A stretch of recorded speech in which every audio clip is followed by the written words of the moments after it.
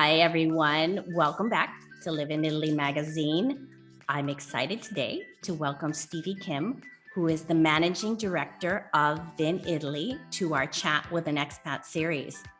Stevie was born in Korea, raised in the United States, and now lives in Verona, Italy. If you know anything about Italian wine, you should know the name Vinitaly. And today we're going to talk not only about Stevie's life and career in Italy, but also the innovative ways that Vinitaly and the team have exposed not only the wine professional, but you, the traveler and consumer, to the beauty of Italian wine, and especially those stories and all the things that you can get to know that will help enhance your knowledge, not only of Italy, but also the regions. My name is Lisa Morales, and I am the editor of Live in Italy magazine, a lifestyle and travel publication dedicated to all things Italy.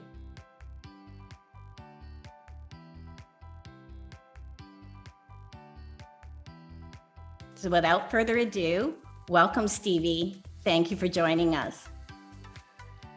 Hello, thank you for having me. Well, I would like to get started. You should be a household name if anybody is working in the wine industry, but let's pretend somebody today is not, does not know you. Please give us an introduction to who you are. So I promote mostly Italian wine in various forms on behalf of Vinitaly. Vinitaly is actually a brand. It's not a separate company. The owner of this brand, and Vinitaly is an annual wine fair, to put it very simply, which takes place in Verona, which is between, of course, Venice and Milan. So it's right in between, in the northeastern part of Italy, in Veneto. So Vinitaly is the brand. It's at its 55th edition.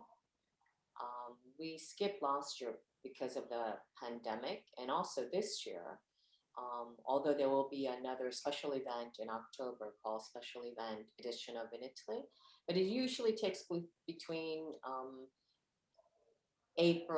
March, April, that period every year. It's been going for more than 50 years. So a very long history where there are more than 4,000 Italian wine producers, represented companies, and hundreds of thousands of trade visitors from all over the world. So that's the Vinitaly, and what I do is mostly the promotional arm to promote Vinitaly through various products. One include an event called Opera Wine, which happens the day before. It's a premier event which opens Vinitaly, and it's like wine experience with Wine Spectator. I don't know if you've been, but it's just for the Italian wineries. So that's about 100 wineries. It will actually happen a special edition this year in June, in this month, Right. the first in-person event, and that will be the 10th year anniversary with Wine Spectator, about 187 producers, and that you can have a look at operawine.it. The other things that I do are educational related. So we have this thing called Vinitaly International Academy. And the reason why I've started that is because I think in the end, Italian wine is so complicated, right? Like Italian wine people. And there are literally more than 600 identified indigenous grape variety, and more than 400 consortiums, so like the DOCs and the area denominated areas. So it's quite complicated, and nothing really I found does the deep dive into Italian wine. So this is the reason why we've started this special, very intense program called Vinitaly International Academy. It's a 5-day program. We'll actually be coming to also America very soon in July, Okay. hopefully, if all goes Oh, well. great. We'll be doing, I think, 4 or 5 cities. So for any of your audience who are interested. And we do a flagship in Verona, again, just before Vinitaly for 5 days. And it's an intense program where there have been a lot of also, very top qualified professionals, even masters of wines and masters in psalms, often diploma um, graduates from WSET, because you really don't do the deep dive into the Italian wines the way you should. So Right. that's The what we do. WSET doesn't really, Yeah. it scratches the I mean, surface. yeah, and I think they've gotten a lot better from what I Yeah. understand. So they have more Italian wine content, but in the past it was like really a sliver compared to French wines. So I think that's kind of the nature, the rationale behind why we've started the Vinitaly International Academy. We of course go on to other countries Mhm. to do promotion for the scope of promoting Vinitaly in all parts of the world, whether it's America, different cities, in China, in Asia, Hong Kong. One of our top, very popular cities are Moscow and St. Petersburg in Russia. They love, maybe it's because also they're quite close, Mhm. and Italian wines perform very, very well in Russia. So we have an annual also event there. So I do the outbound promotional. You can kind of think of what we do as a promotional arm for Vinitaly. I also started another thing called 5 Star Wines, and Right. actually Wine Without Walls with Alice Faring. It's a wine competition, if you will. One is 5 Star Wines, and the other one is Wine Without Walls, dedicated to the natural wines, the sustainable wines, the organic wines, etc. And that also happens just before Vinitaly. So what I call the Vinitaly Marathon is actually these 2 weeks of different events that happen Mhm. during and before and after Vinitaly. So it's a lot of different things. One last thing that, of course, to kind of Yes, kind of of course. again, whatever we do is a wine business forum. It's Mhm. called Wine to Wine, and we, of course, last year we did a digital version. In the end, it was going to be hybrid, and it was digital. And that is an annual wine business forum for the trade professionals. It's about 70 workshops parallel. It happens in 2 days, about 100 speakers from all over the world, and then about 2,000 participants. So it's a huge um, event to share business ideas. Um, Yeah, so that yeah, that's some of the stuff that we do. just some of the stuff, which is huge, and that's amazing background information. So thank you for sharing that. So I want to backtrack a bit and talk more about you, Stevie, and the road to getting to Italy. So first of all, you were born in Korea, Mm-hmm. and how old were you when you moved to the United States? I guess around 10, I would say. Okay, I think and maybe did you not. grow up in New York then? No, I first moved to Ohio, Mm-hmm. and then because my aunt was living there, so she invited the family, and then we moved to New York. Okay, and then you did your undergraduate at New York University, right? Yes, NYU. And then I've worked in stateside for a while. My last job was at Price Waterhouse. Before it was PW, Kirkus Lyman, there was Price Waterhouse. I know I'm dating myself, but there was only Price That's Waterhouse. okay. And Yeah. then then I actually took a sabbatical, and then I moved to Italy. Yes, and you attended to do your, I believe, MBA at Bocconi University in Milan. So how did that come about? Why Italy? Well, Why that actually, program? what happened was that I took a year off because in America, as you know, most jobs give you like 2 weeks of holidays, and I used to Yeah. come to Europe every summer for since I was 16. I guess had this proclivity to Europe. Europe was Okay. my call, and I was fascinated by Europe, whether it's France or Italy, um, even Austria, of course, England. Um, so I wanted to take a longer haul to be in Europe for a longer time. And a friend of mine, she was a professional sailor, and she invited me to go sailing in Greece for 2 months with Mm. her crew. So I jumped at the chance and I went sailing for 2 months in Greece. And I stopped in Verona because at the time I I stopped. I jumped at the chance and I stopped in Verona because I had some friends in Verona, and so that's how I stayed. Um, I stayed in Verona. I never left actually, and then after sailing, I came back to Verona, and that's when I met my one Italian husband, and not very original story. And then I've I decided to believe you stay. called him the salt of the earth. I was looking at an interview. Is that what you called him? You called him something. Okay, My never mind. original sin. That's what I Your call original sin. That's it. it.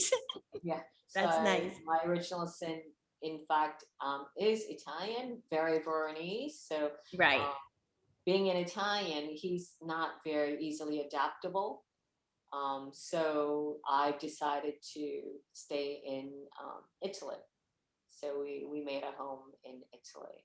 I think women are just easier. I mean, I don't want to make gross generalization, but I think women adapt more to every situation in life better.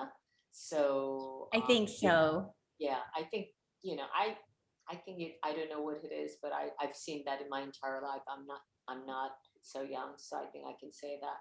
And so we've decided to stay in Italy, and that's why I said, well, if I stay in Italy, I was planning to do my graduate studies back at home, but I said okay. And at the time, there weren't that many programs in English. Actually, this was kind of the only program Yeah, I in saw English. that. Yeah, Mhm. so that's why I went did my MBA in Bocconi. But it looks to be an excellent school. I had a great look at an intensive look at their website. So Yeah, I it mean, sounds like it was a fabulous presumably it's a experience. top school. But Yeah. listen, I mean, I think especially now, I would never tell my children this, but um, everything's on Google, right? But the only Yes, reason why you would go to any school now is because of the interpersonal relationship, the networking that you create, and I think that's of still course. very, very valid for education. Um, because let's let's just be honest. You can get everything online. Even the top schools will have courses online, but I Right. think it's still very important, the human aspect of the interpersonal side um, to the education and the process, but also the journey. And I think Sure. that's just as important. Yeah, it's exactly that, the interpersonal, the connections, yeah, the experience. And I think we found out through the pandemic that learning online or doing anything 100% online is not nice. It's convenient and in many ways, but not that. So then, okay, so you were already kind of planted in Italy. You did go on to the very prestigious Wharton School to do a specialist in wealth management. So did you actually return to the US to do that? No, no. I mean, every summer, since I've had children, I would go back and forth quite a bit. So, Okay. I mean, with I used to log in lots of miles every year, traveling for work and for personal reasons. So it wasn't a big deal to do the program. It was actually a summer program. So Oh, okay. yeah, it was very convenient for me to do. And I started that because I thought of actually launching a wine investment fund, like a funds of a fund of wine investment. Right. And then, of course, in my misfortune, I was fortunate, but I hadn't actually launched it, and there was the financial crash.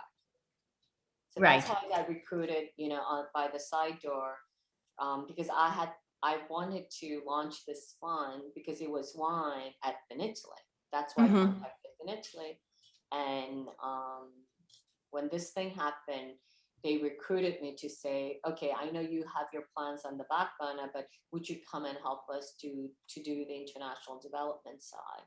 And I said, okay, sure. And then as I got into it, I fell in love with wine.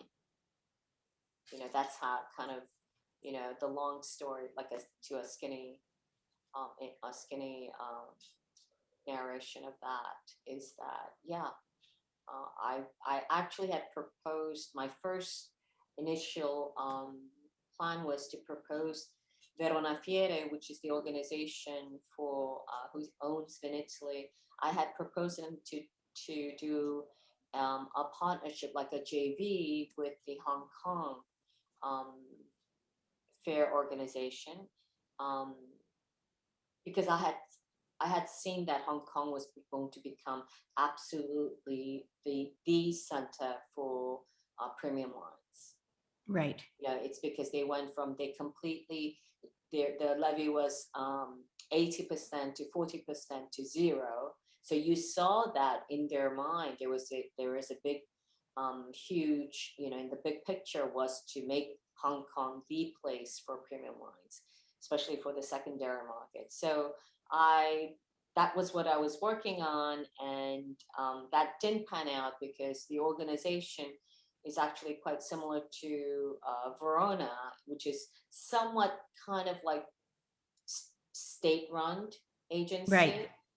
And because also, of course, Hong Kong was becoming more Chinese. I mean, it got a Mm-hmm. lot complicated. So then we organized the Italian Wine Pavilion for the first time for this other trade exhibition. And that's how I started getting involved in wine. And I was like, I love this. Like you can promote it and you can drink the goods. And I'm like, this is fantastic. Love it. So that's when I started really thinking about how can I contribute in the marketing aspect of Italian wine promotion. So it was always your intention to build a career for yourself in Italy, but what you're saying is through this connection and into Italy, just this evolved into the career that it is today for you. Yeah, I mean, I'm an entrepreneur. I still own other businesses. I Mm-hmm. have I'm a publisher, and I did other businesses like consulting businesses. I started actually a school also for doctors, medical doctors, and psychologists. So actually, Vinitaly International Academy is very similar to what I did for in the medical field for doctors. I Right. started the first master's program for cognitive behavioral therapy and eating disorders and obesity for doctors and psychologists. That was the first of its kind. And That's amazing. basically, I just translated into wine. I Mm-hmm. think sometimes when you work in one field for such a long time, people tend to think, like if you see the way, people do wine tasting, you think like you have to just do it the same way.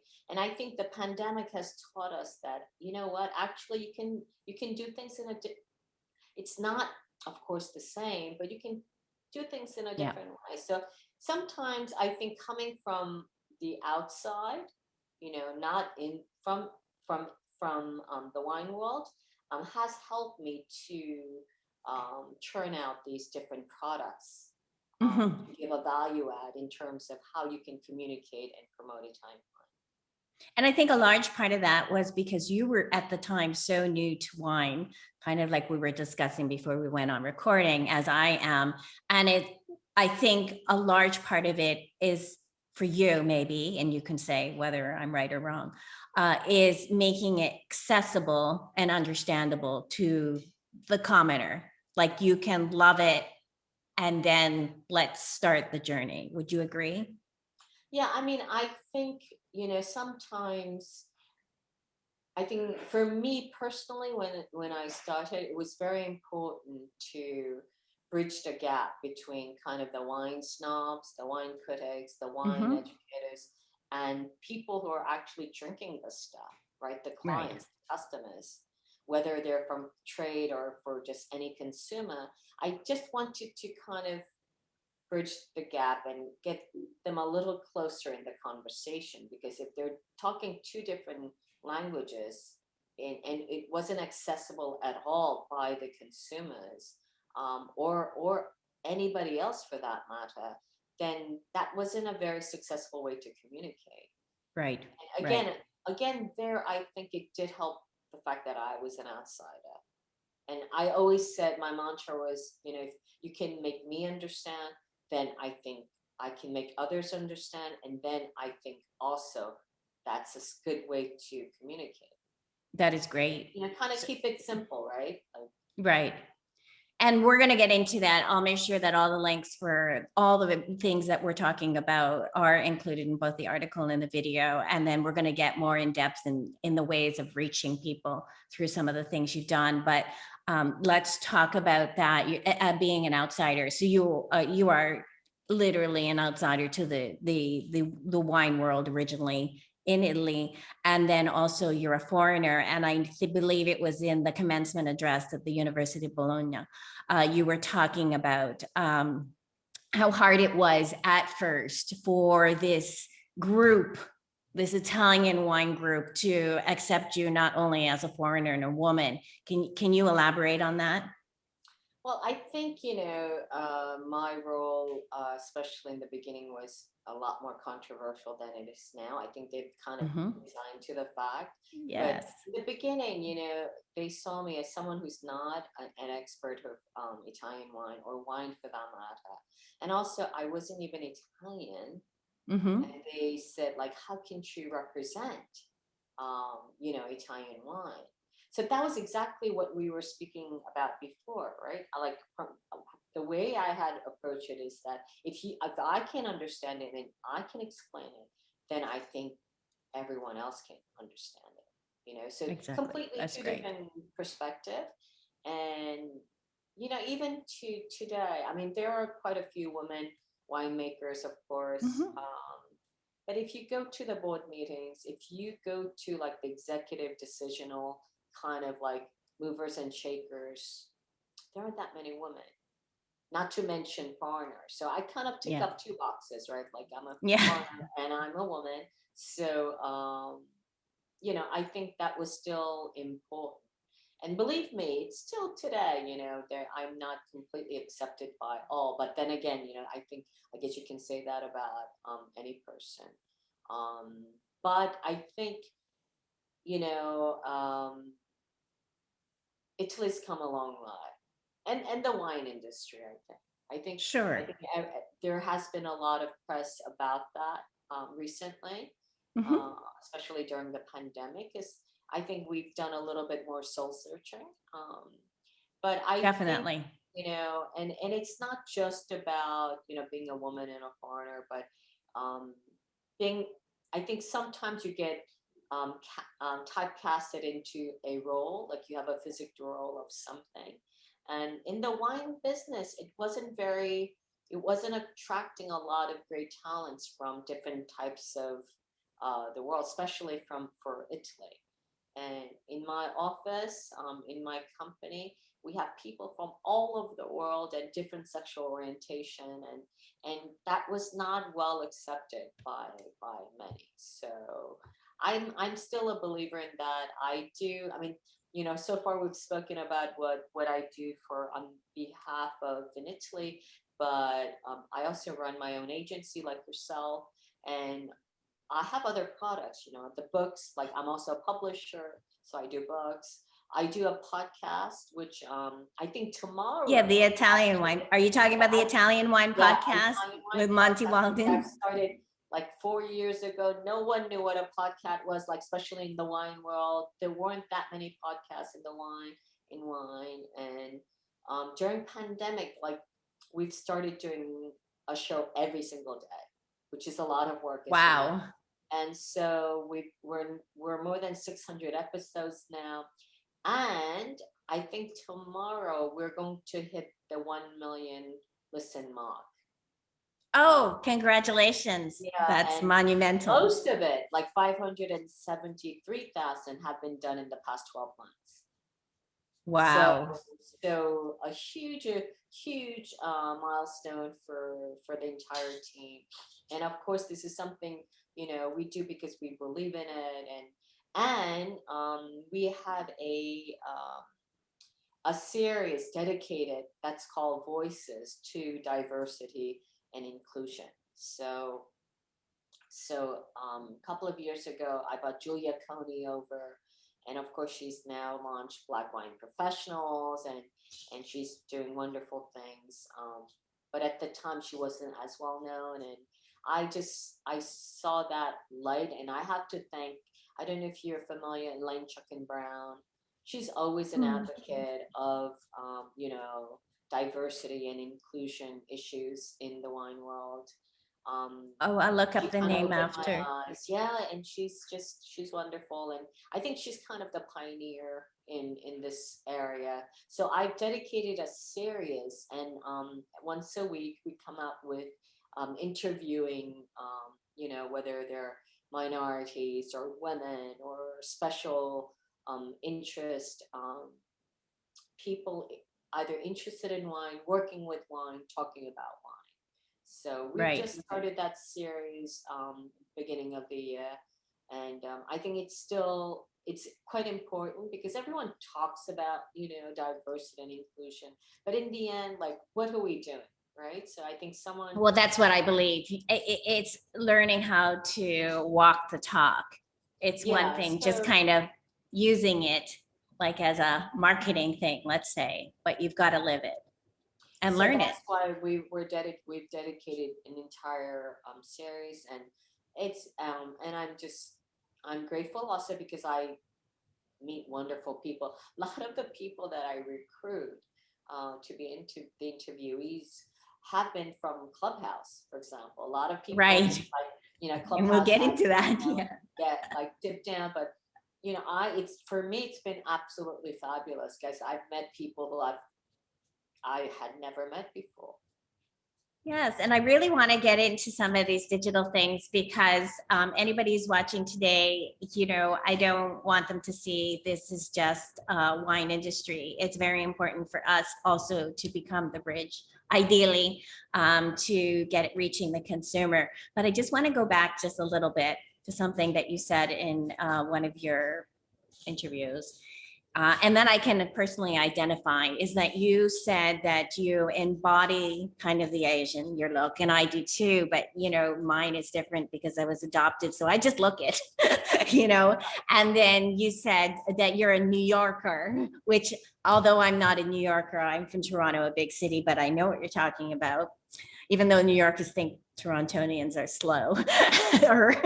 And that you have the heart of Italian. So let's get to the New Yorker and talking about coming into the industry, like you said, great strides in the wine industry or in the industry for females. You are a foreigner, you already talked about that. But let's talk about the New Yorker and the Italian culture. Like you, obviously, you don't get a lot of sleep, or if you do, you're managing to fit all these things into a 10-hour workday. But the thing is, what was the reaction of you, this New Yorker, coming in with all these ideas into the industry? I think it works two ways. One is that people think I feel like New Yorkers are what I call assertive. Mm-hmm. But most of the people that I know, most of the Italians will um, think of that as being aggressive. So I know Right. there's a fine line, but I think New Yorkers come off more aggressive than they uh, want to think. So that's kind of the New Yorker side. But for me, it's not being aggressive. It's about asserting your perspective and your interpretations, and that's how you share. And people are not always comfortable with that, especially coming from someone who looks like me, a woman who has no wine background, etc. The other the other side of that is that they do realize, they appreciate that once in a while maybe I'll have a great idea, because it's something they have not thought of, because I'm Right. constantly pushing the envelope. Right. Um, the other side, again, the other side to that is that when things go wrong, then they always kind of have, I'm a good scapegoat. They can always say, oh, because she doesn't understand our culture, or oh yeah, it's because, yeah, you know. So I Yeah. think in a way I was also um, not a shield, but it was a good way to reflect some of the things that didn't go terribly well, or like experimental. Um, Right. and but they, having said that, I think to give credit what credit's due, I think Verona Fiere, they have taken a chance in bringing someone like me, because at the time there was nobody that looked like me, nor women, um, at this level of management, if you will.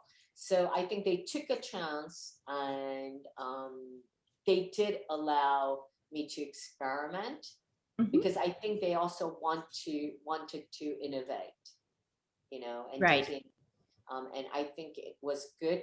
They knew that if things didn't go right, they can always blame it on me, kind of thing. So Right. I think that kind of worked out, and which allowed me to experiment, things. Excellent. And that's something that I want to get into next is the fact of innovation. And one thing that's come up, um, for the magazine, our wine writer is Italian, Italy, and that was very important, even with the language barrier. Same with our food writer, is really digging in deep, and I'm finding with them and other people that we're connected to, the use of technology, especially now with the pandemic, is so important now. So I want to talk about it, technology, not so much from the trade professional, but your opinion in all the things that you're doing is how to reach the consumer. And I will add that I did watch one of your interviews, I believe, with Emanuele, I forget his last name, from Masi. And one thing that he was saying is social media is the way to connect with the consumer.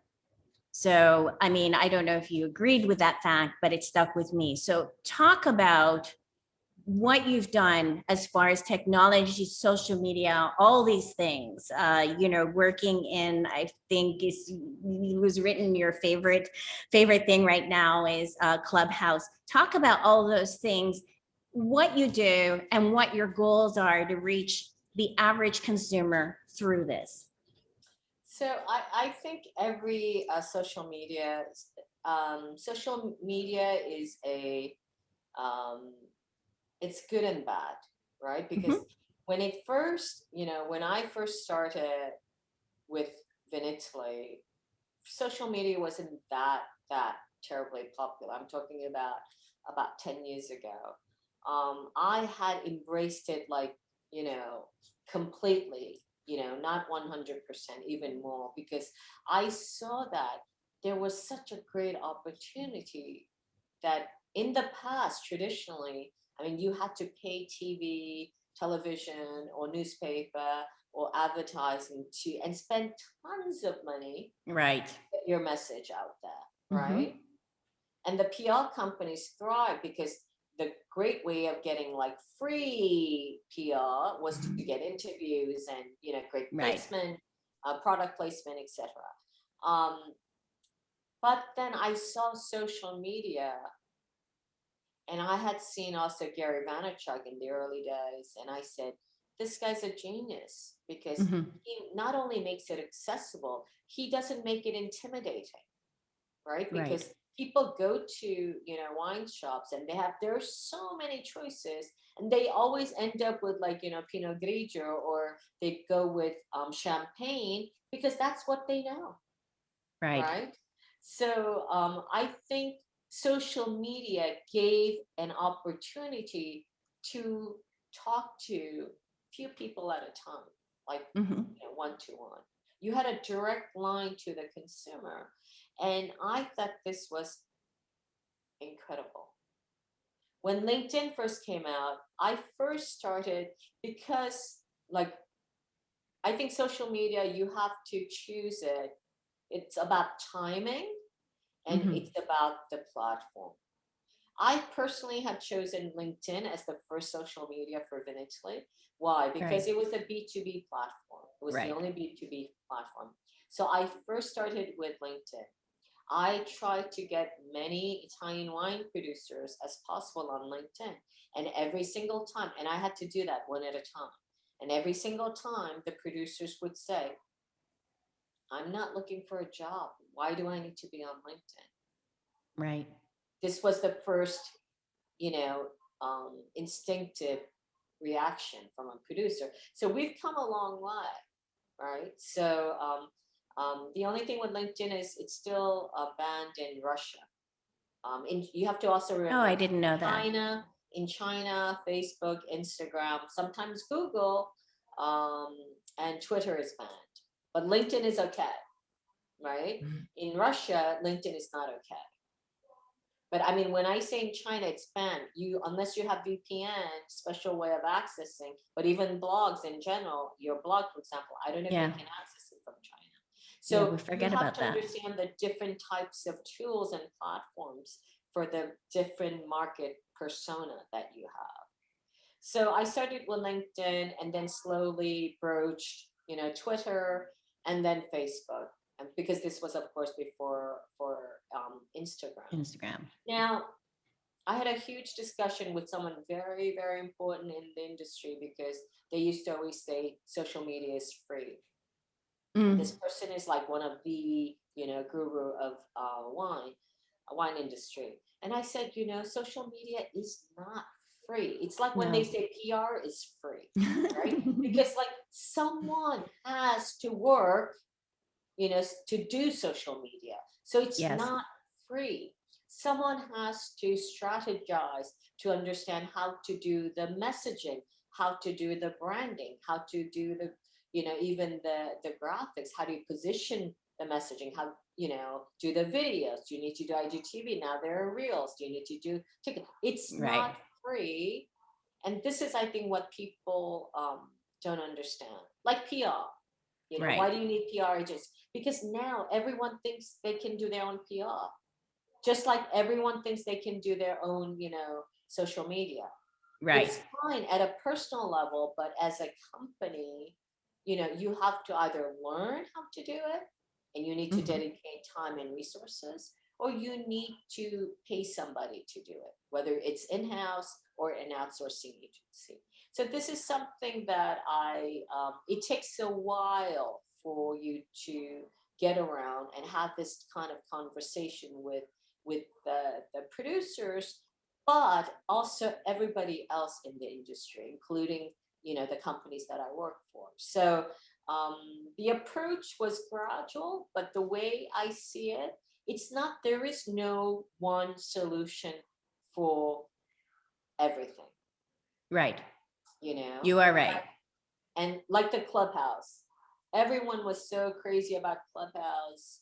And then now everyone is just downplaying it. Like they're like, oh, it's done, it's over. But it's exactly the way you approach it, right? Because Clubhouse, I you can either do, more like, um, a talk show, Mhm. It can be more like meeting at a bar, you're having an aperitivo, like what are you drinking today? Or it Right. can be a little bit more top down, very didactical, conferencing Mhm. like. The way I do it, it's much more something between the conference, educational classroom, and fireside chat, right? So the way I Excellent. structure it is very structured. I do it 1 hour only. I record it. I have a backstage. I have the guest. They know what they're doing. It's like running an event, Sure, right? of course. And also because I'm thinking about what are the learning outcomes for my audience, Right. and what are the takeaways, like I'm thinking about that every single time. So it's not just about shooting the shit, and I Right. think when you have a different focus, and then of course for me, because it's so much work, I record it and then I repurpose it as a podcast, a Clubhouse podcast. I do a different Excellent. series. I started one with like a group of 3 guys, 3 men. It's really cute. One is a winemaker, one is a COO of a large wine producing company, and one is the only neo master of wine for Italy. So these Mhm. 3 guys studied together. One became a master of wine. I hope the others two will very shortly. But there was no master of wine till yesterday in Italy. So with I them, didn't know I that. do no, I so we with them we do a room. We started with like how to taste like a pro. Then we did natural wine. We did old wines. We did verdicchio. We It's very focused, and I'll do last one now with sparkling wines of Italy. So when you come, there's the wealth of information that you can get is very significant. So the Mhm. audience will turn up for that, as well as also the podcast. We have a very royal fan of this series as well. So I think you always have to think about who are you, social media, even on Instagram. Like, is your Mhm. Instagram feed mostly for trade? Is it for consumers? Is it commercial? Is it philosophical? Is it about education? And I think these are all of the things that you need to have clear in your mind before you broach these social media platforms. But to say like you Exactly. you do one thing for everybody, that it's like old way of doing traditional advertising.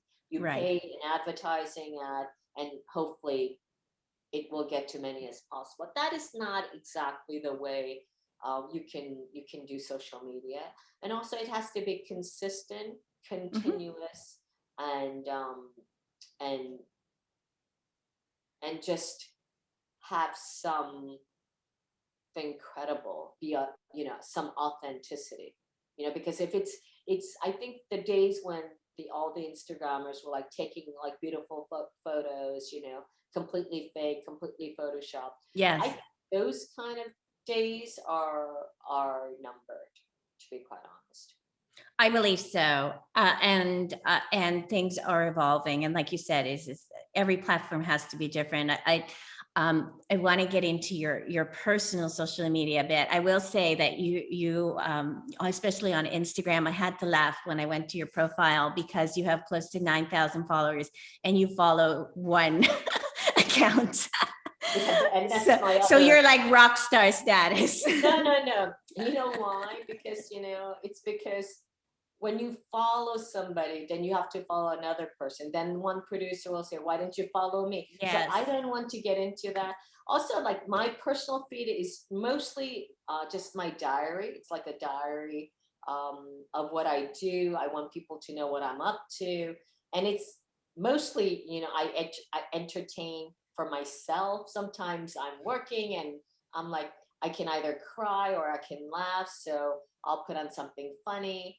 And then also have to, it's for me, like I have to try to, I use it as like, when did I go to that place last time? Or when did I have that wine? Where was I? Like, Yeah.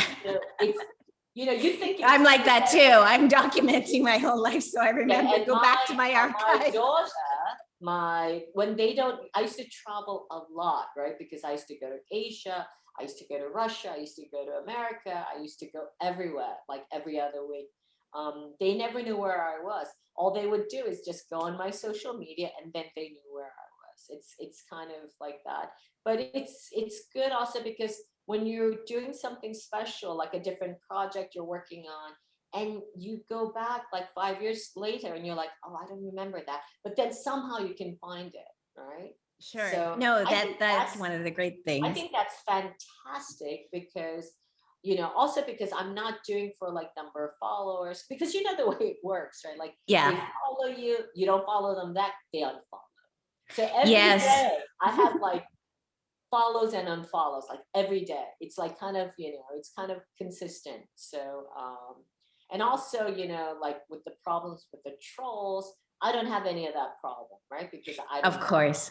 So, but that's just my personal, Yes. feed, which it doesn't really matter. People don't understand. They come and they either think it's funny, or they want to know where I am, or what products I'm working on, or different projects, or sometimes I drink a beautiful wine and I'm like, I drink actually wine every single day, so I could be posting like 10 wines every day, but I limit it to something that kind of makes sense for me, right? Like, That's or great. special, or because it represented, something, or particular. So it's a mixed bag also because I'm working on so many different projects and I don't know what to highlight, but I, I also, there's no rhyme or reason. It's crazy because with all the different channels that we manage, and we manage about more than 100, to be quite honest. Mm, I have a very large team, about 40 people. Um, so I'm very fanatical and methodical about all the different channels. But right. when it comes to my own feed, it's just I'll do it at all hours. There's no reason, no rhyme. I don't care if it gets one view or like 5,000 views. One thing I got 20,000 view, and it was because I got into a car accident. Oh Um, yeah, I saw I was that.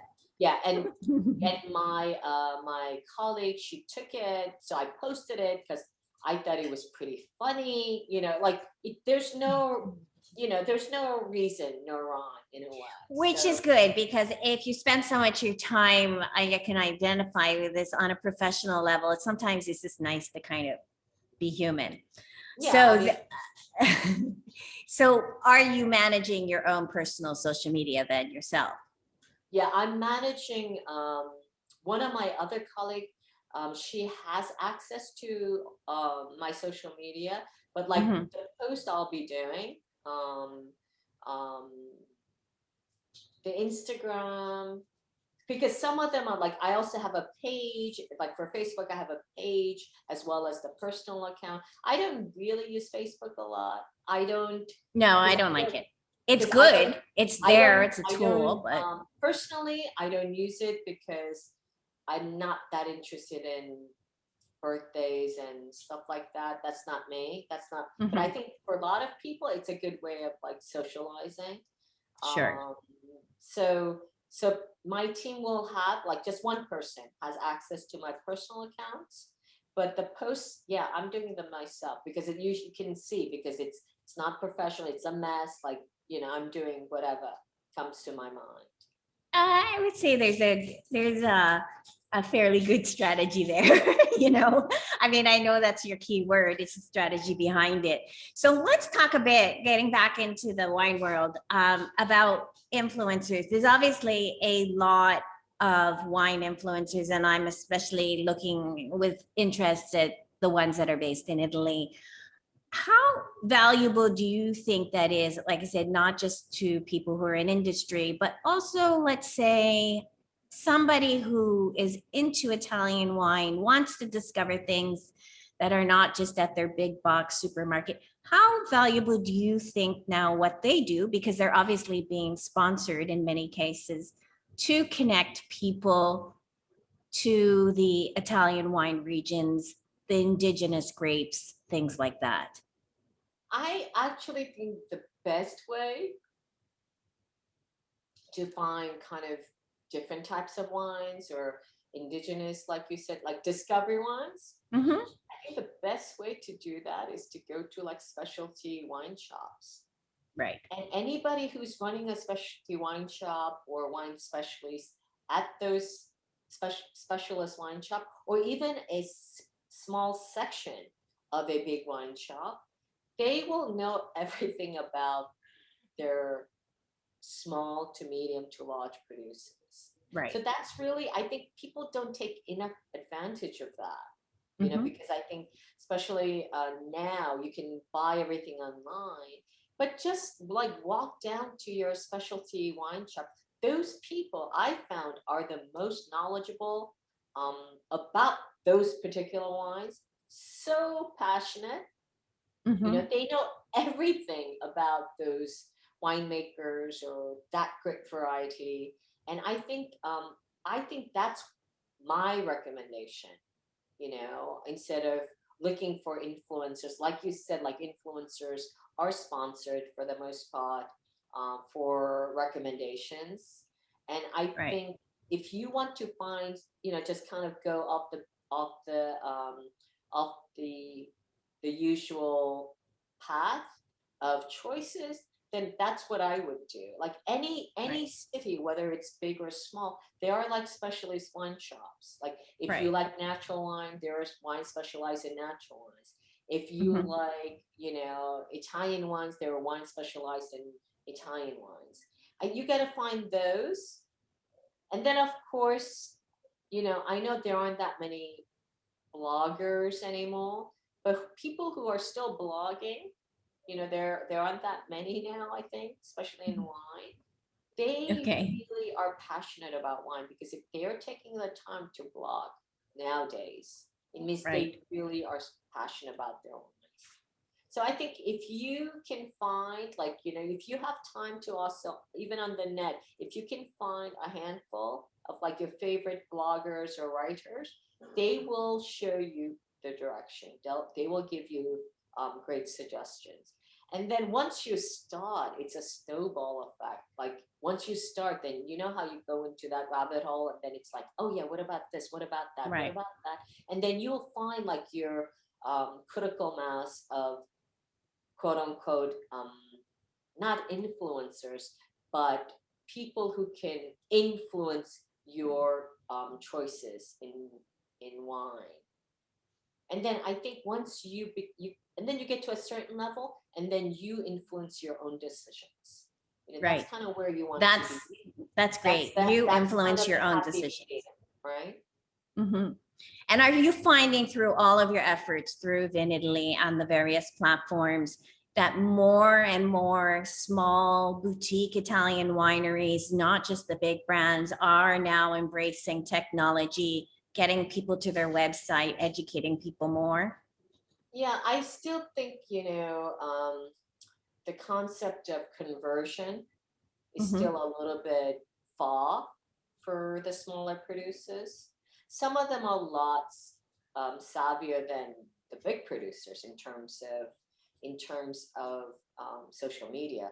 They Sorry, Stevie, when you understand. say conversion, you mean conversion from the social media platform into their website? Is that what you're Yeah, talking about? Yeah. or a conversion in sense like a call to action to do Okay, like a something, sale. right? Yeah. Like Hmm. subscribe to my newsletter, or you know, Right. comment like Celador, whatever, like any whatever. But they there needs to be a bigger strategy behind conversion. Of course, you know, mostly happens on the website, Right. right? So Of all of course. the social media, it should be funneling back to the website, because also website you have more control, right? Okay. And then you can create your own CRM. All the connectivity is important. When people think like, you know, you just make a beautiful photo, you know, do a beautiful feed, you get a bunch of likes, that really doesn't translate into anything beyond that. So I think That's true. right now, I think many people, many producers, whether they're small or medium, they understand the power of social media, Hmm. but they still haven't, um, I think, optimized the connectivity and conversion into their website. That's excellent. And that's an excellent thought. And I think just briefly, what I would like to do is talk about, and I just noticed because I received an updated bio, because like I said, is that we'll put the proper picture, but this is kind of my Saturday morning reading, because usually, although I'd love to drink wine, Italian wine every day, it's usually by the weekend. Talking about just going into that research, usually that's what I do, is that, I'll buy a wine. I won't know anything about it. I won't necessarily know the grape. I'm just looking for something unusual. And then I do the research. So let's talk briefly about how Italian Wine Unplugged, the idea came out. You talked about your publishing business, and then you have a new one, which I guess is somehow connected to your TikTok, because you mentioned shrimp, the Jumbo Shrimp Guide. And I think on TikTok, your Mama Jumbo Shrimp, Jumbo or shrimp. what is it? Yeah, it's Mama Jumbo Shrimp. Yeah, I know. I giggled. Well, because Jumbo I Shrimp looked was today. Asian, so I was like, okay, I'll be the mama kind of thing. Oh, there you go. So Jumbo Shrimp, as you know, is this book right here. I think it's available in America now. I don't know. okay, I'll get it. So All right. basically, this is the smaller version, the pocket-sized version. So I know, like, you have that huge book, and that will definitely, I mean, people who suffer, your audience who suffer from insomnia, it's perfect. It's like a reference heavy, but you can also hit somebody with it, Yeah. it's very heavy. But so that was for the students at the Vinitaly International Right. Academy. We wanted to provide them a tool, a quick referencing book. And also they do have to actually study that for the exam. But during pandemic, one of the wonderful things that my colleagues have done is to come up with a small book, which is a synopsis in a synopsis of the Italian Wine Unplugged. Okay. But a pocket size and a little bit more storytelling, if you will, with some Excellent. some illustrations, because that doesn't really have any illustrations. So and that's done. So during pandemic, we try to put our, all of our brand sales together, and we've come up with this. So that's, well, there you go, everyone. It'll fit in your carry-on bag as you're getting into Italian regions and you're looking for some good stories. We're going to start with that. So it's called, though, the Jumbo Shrimp Guide to Italian Wine. Yeah, because it's like huge stuff. I mean, jumbo shrimp is an oxymoron, right? So, yes. Like huge amount of information into a shrimp size nugget pocket guide. That was the Jumbo Shrimp kind of concept of this series. So there's actually a series, Jumbo Shrimp series. Now we're coming up with international grape varieties for Italian wine. Okay. Always the Jumbo Shrimp Guide. And we'll be doing a series, like we'll probably go into, I don't know if it's a grape or the regions. So it'll always be just the jumbo snippet shrimp size pocket guide. And so that's why I called it the Jumbo Shrimp. And my colleagues, they were going crazy on me. They're like, we don't want to call it the Jumbo Shrimp. What do you mean? It doesn't even make any sense. Well, it sticks, kind of like the Geico Gecko, right? And then Jansen's Robinson gave a huge raging review, including the name Jumbo Shrimp. So now everybody's happy. Okay. There you go. Endorsed by Jens. So that's great. That's good. So when you say series, you're talking about on the podcast. No, I'm talking about the book series. Oh, okay. You're going to do a book series. Yeah. Okay. But also, speaking about the podcast, also, if you are not a book person and you don't like to read, we read excerpts of the book also on the podcast. Well, there you go. No excuses. Because I want it, like when people go into Italy and they see that long list on a chalkboard of all the Italian wines, they just don't go to that Pinot Grigio that they find at Costco. Because they know the name, you know? Like, I mean, for Italian wine, it's just like, if you have this with you, it will save you many, even the experts, my ambassadors, those certified Italian wine ambassadors, they swear by this tiny book that they carry with them wherever they go.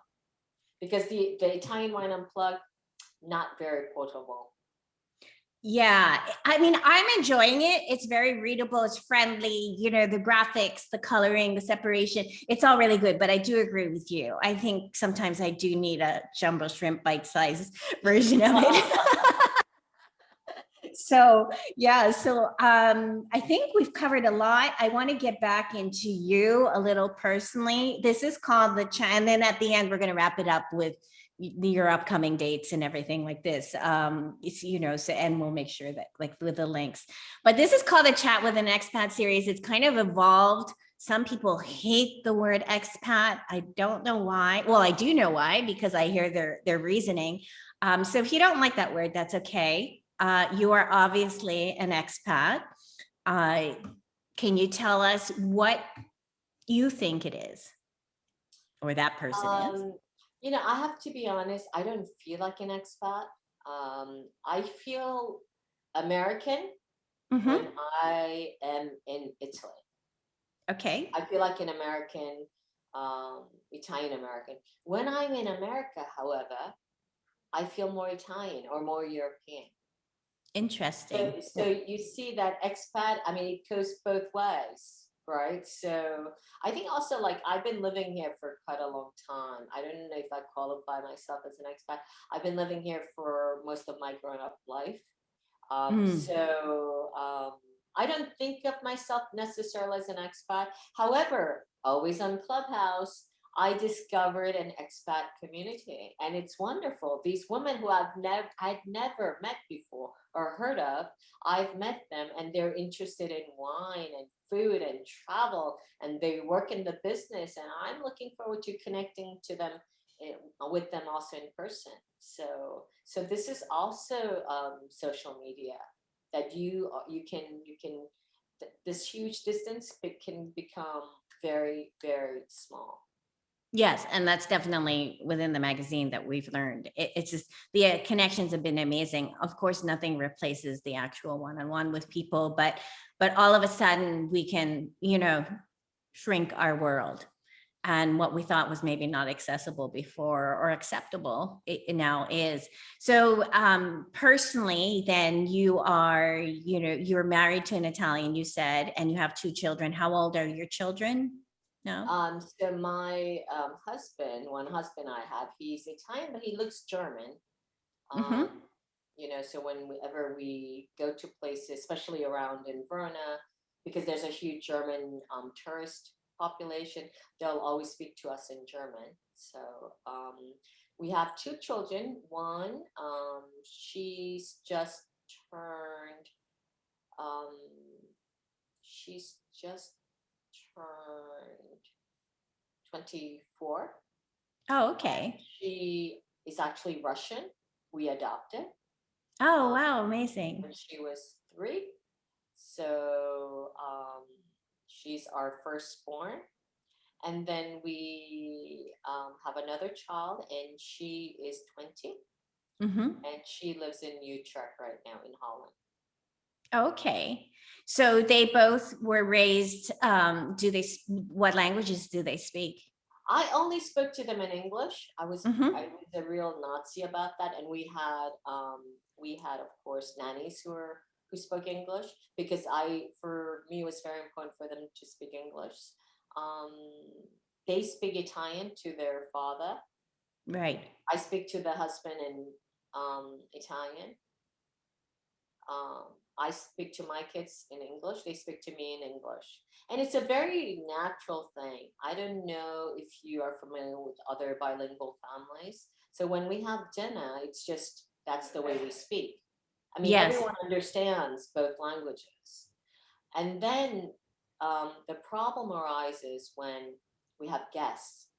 We try not to have too many, by the way. But when we have guests, when they first come, they're completely shocked, because like we're just speaking like this and they don't know what language to speak. But with children, I don't know if you know, it's the first language. Even for me, like it's the first language. Even if you spoke Italian, now when I see you, I would speak to you in English, just because that's how we started. Right. right? Like this morning, this girl came to visit me. She's Italian, but because I've met her in New York and I've worked with her in America, we speak in English. And she's Italian, Right. right? So, and we're in Italy. So it Mhm. really, I think it really depends. I mean, I don't think about it. Here in the office, we speak mostly English. Some of our colleagues don't speak Italian at all, and Mhm. then some of the Italians understand English but not speak very well. So it's a mixed bag. But Right. I mean, we're completely functional or dysfunctional, if you will. Yeah. So I like it works dysfunction. out. Yeah. That goes back to the diversity. It's good. It keeps things exciting, and keeps you all thinking and strategizing. So you're Italian. You are not fluent in Italian then, I mean, in theory, I should be. but you can get along if you're going to the supermarket, just day to day things. You're Oh yeah, communicating. yeah. I mean, with the Italians, I speak Italian. Also, Oh, because that's great. I don't have patience. Yes. Because their English is terrible. Is that the New Yorker in That's the you? New York thing. But for business, I do understand that you want it in your home language, I guess. No, in business, I mean, if you're in board meetings, you don't have a choice. You do Italian. You have to do everything in Italian. Okay. All So right. Okay, that's good to know. So that gets to the third part of your persona. You have the heart of an Italian. So, what is the heart of an Italian? well, I think, I think despite, how Italians are so melodramatic about everything, I think the quality of life is great here because Mhm. there are wonderful people and wonderful culture, wonderful food, and wonderful everything. So, how can let me just turn off my phone. Okay.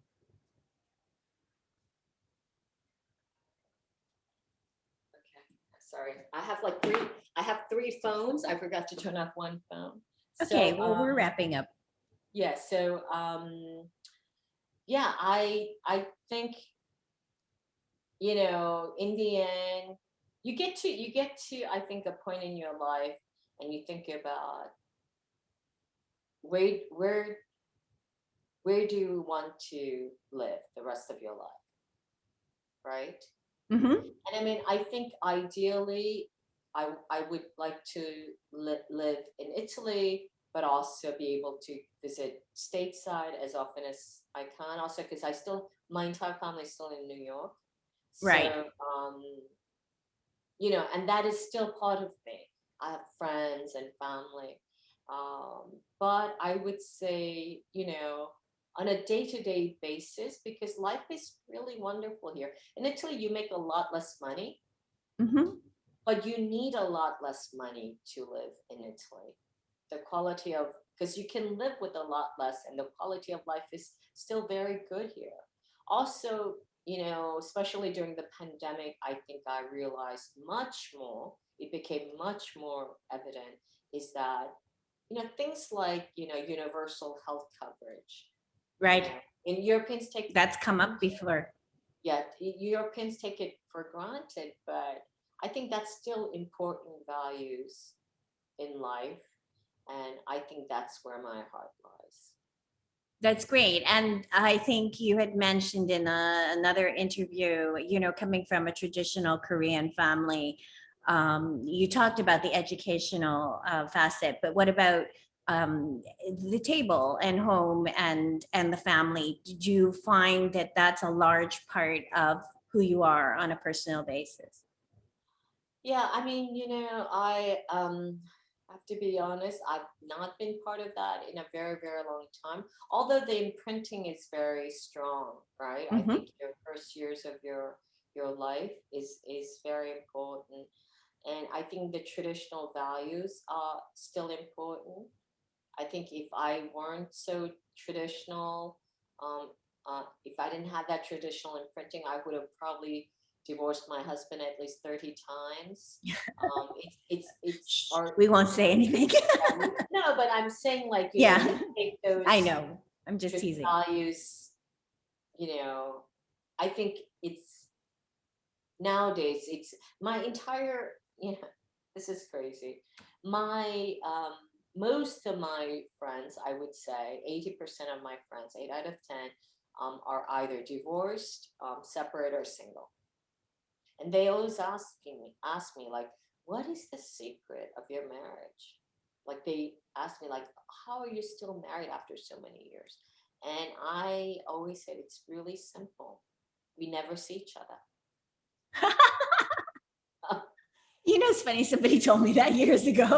No, I'm serious. I have to agree. So during the pandemic, in the beginning, I always had my office open. This is one of the reasons. But in the first week when we were in lockdown, I mean, luckily we live on 2 different floors, so I had such a mean, tan. I'm never a tan. I avoid the sun like the plague. But I was always out on the terrace because we had to take 2 different places, and because of the pandemic, we can have our tents, like the drapes on. So Right. I was just in the open sun with my sunglasses doing all the zooming, and I got really, really tan. So that's kind of my anecdote to say, I think in life you have to make compromises. There are the goods and bads in both worlds, and I think getting back to your magazine, as an expat, it really depends on where you are at the moment. That old cliche, the grass is green on the other side. I think it's so true, and I didn't understand that until I got to a certain age. Excellent. That's great. So you said that you've been so many years in Italy now. Is there anything besides friends and family, back in the United States? And obviously that's a big one, especially now. Is there anything that you particularly miss? I miss the food, and I know it sounds especially New York. I know it sounds crazy coming from Italy, when everyone is dying for the beautiful food and from Italy.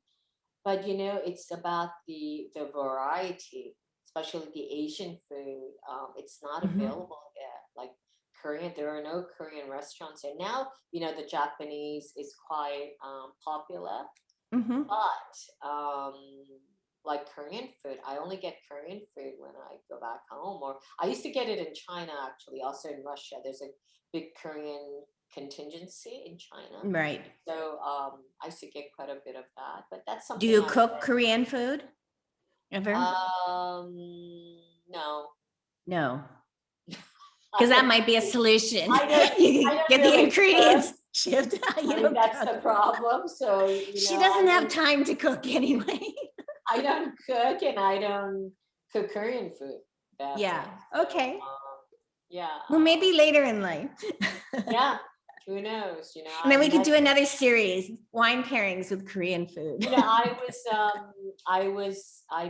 met this guy. He's actually one of our candidates for Vinitaly International Academy. He's coming to Verona in a couple of weeks, and he wrote to me, and I had, he wrote to me saying, I'm the new student, blah blah blah, and I get that just slipped through the crack.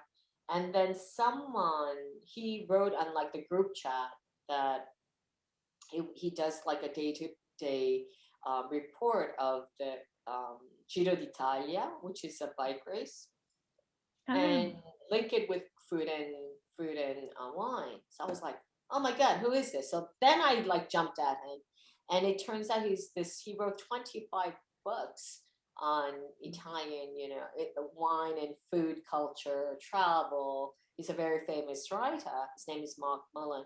And so, of course, I got him on Clubhouse, and we started another special series. Okay. About Giro d'Italia and Italian wine and food. Wonderful, wonderful storyteller. I hope you can get that. That's on the podcast. And getting back to the Korean food, it turns out that he's half Korean.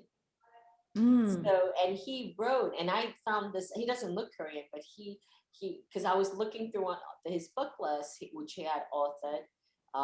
And one of the book was, Korean food made by my grandma or something like that. And I was like, how did that happen? So it turns out that he wrote this recipe, Korean food recipe from his grandma. So maybe I'll have a look and start cooking. Who knows?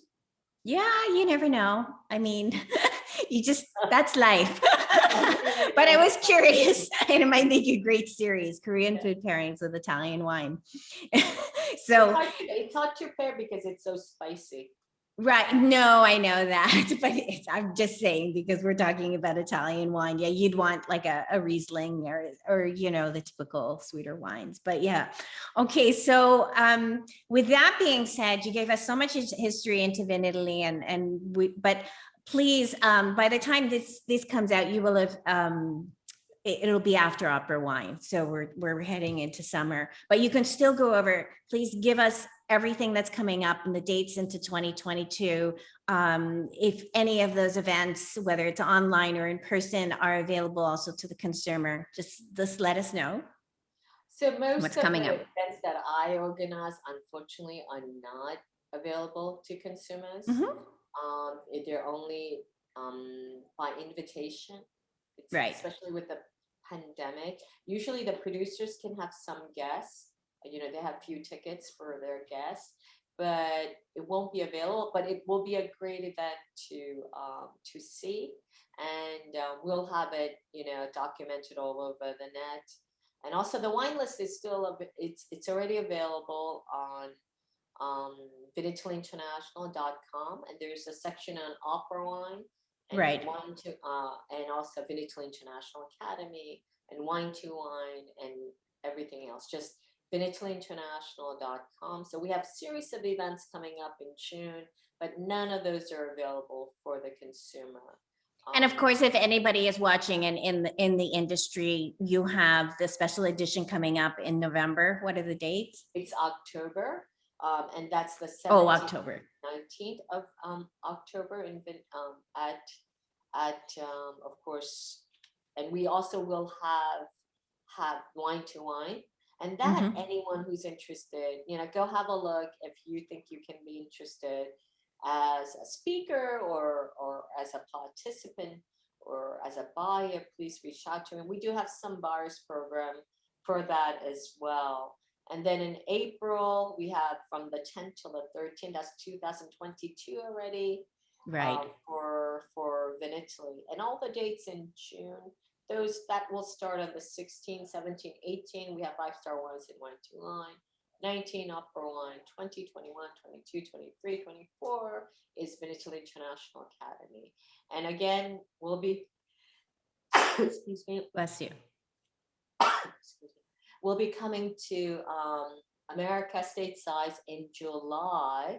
So for Vinitaly International Academy, if anyone would like to become an ambassador, Italian wine ambassador, then they can sign up. And that's VinitalyInternational.com. So yes, because I will say because Stevie Kim has been named like kind of the cult leader because she is spreading the gospel of Italian wine. Is that right? I hope so. That's what I'm trying to do. Good for you. Good for you. Well, with that being said, we'll make sure everything is included. There's obviously a lot of links. You can be following Stevie Kim for some fun on social media and on TikTok. Remember the Mama Jumbo Shrimp, joining in on Clubhouse, everything like that. It was a pleasure talking to you. Thank you so much for your time. I know there's never a dull moment in your professional life. And I hope to connect with you somewhere in this world, hopefully Verona, in the future in person. Meet you in person. Yes, Northern Italy is on my radar for 2022. Fantastic. So I would love to meet you in person. And then maybe you can pop by, and we'll invite you to some tastings and a lot of great fun. Yeah, love it. We'll be staying in touch. And with that being said, thank you again, everybody, for watching. We hope you enjoyed it. And please stay tuned, for the article and everything about it. Make sure you're following us. We are Live in Italy Mag on social media, and then www.liveinItalyMag.com. And kindly subscribe to both of us, in Italy and all their platforms. There's a lot of things. I enjoyed watching some of their videos. And then also to us, we are growing, and that's because of you. So thank you, and see you next time. Bye, Stevie. Thank you, arrivederci.